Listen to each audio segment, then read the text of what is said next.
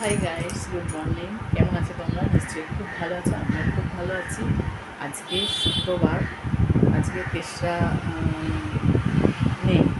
3রা মে, আজকে শুক্রবার। আমি এই পুজো সেরে এখন একটু ওই গ্যাস ট্যাস দিতে আসলো বলে ওই জন্য ওই দিকটা একটু ইনভলভ ছিলাম, কথা বলা হয়নি। এখন এই জল খাবার নিয়ে বসলাম, প্রায় 11টা বাজে। তোমরা কালকে সত্যি কথা বলতে সন্ধ্যেবেলা থেকে না একদম ওই রান্নাবান্না করে পুরো গল্পের আসর বসে গেছিলো। ঘুমবে চা ফা নিয়ে গল্পের আসর একবারে বসে গেছিলো, ওই জন্য আর ভিডিও করিনি। সেই রাত্রিবেলা একবারে রুটিটাও মানে করা হয়ে গেছে, তারপরে লাস্টে তোমাদের দেখালাম মানে ভিডিও করে কি মানে আমরা কি ডিনার করছি এই সমস্ত কিছু। তাহলে আর এই যা গরম পড়েছে, আর ভালো লাগছে না গো। এখন পাখা ছাড়া আর কথা বলতে পারছি না।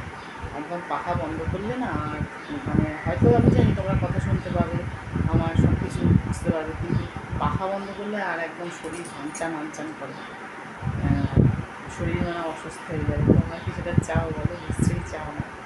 সেই জন্য পাখাটা চালিয়ে কথা বলছি বন্ধুরা। আর এখন এই ব্রেকফাস্টে আমি ওই একই জিনিস, রুটি তরকারি আর একটু চা বিস্কুট নিয়েছি। একই জিনিস আর দেখাচ্ছি না, মানে সকালবেলা করেছিলাম যে রুটি তরকারি চা বিস্কুট, ওই নিয়ে বসে গেছি। চাটা খেয়ে আজকে একটু দেখি, মানে চিকেন করার ইচ্ছা আছে। চিকেনের একটু প্রিপারেশান দেখি কী করি না করি, তোমাদেরকেও দেখাবো। তোমরা সঙ্গে থাকো, তাহলে আমি ব্লগটা আজকে এখান থেকে আরম্ভ করছি। তোমরা সঙ্গে থাকো, দেখতে থাকো। কেন টবগুলো দেখো, ঠিক করবো, এইখানটা লাগাবো, পরিষ্কার করবো। টবগুলো মরে গেছে, এটা তুলবো, তুলে দিয়ে টবগুলো লাগিয়ে দেবো। দেখো, আমি একটু ছানার মুরগি করব, সেই জন্য আমি দুধটা জাল দিয়ে নিয়ে এখানে ভিনিগার রেখেছি, জল দিয়ে একটু এটা দিয়ে ছানাটাকে কাটিয়ে নেব। আর এখানে যে কড়াটা রেখেছি, এখানে ছানার মুরগিটা করব। কিভাবে করি দেখো।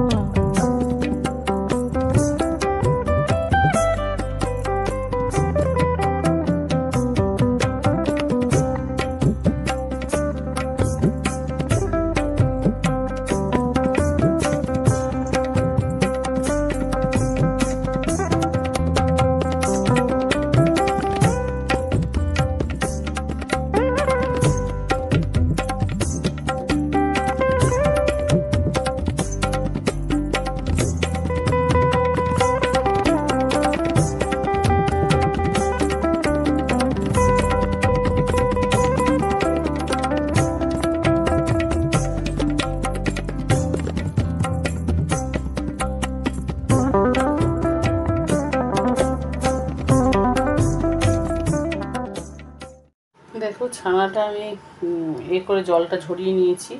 এবারে এরকমভাবে মানে ম্যাশ করব, এরকম করে করে ম্যাশ করে যাব। ম্যাশ করে যখন একটা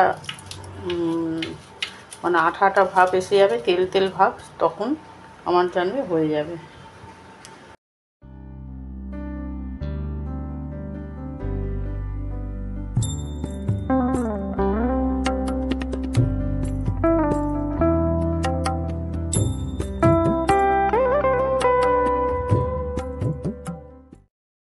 দেখো ছানার মুরগি একদম রেডি হয়ে গেছে, এবারে খেতে পারবে। ছানার গজাই বলো ছানার মুরগি বলো একই রকম, এরকম হয়েছে।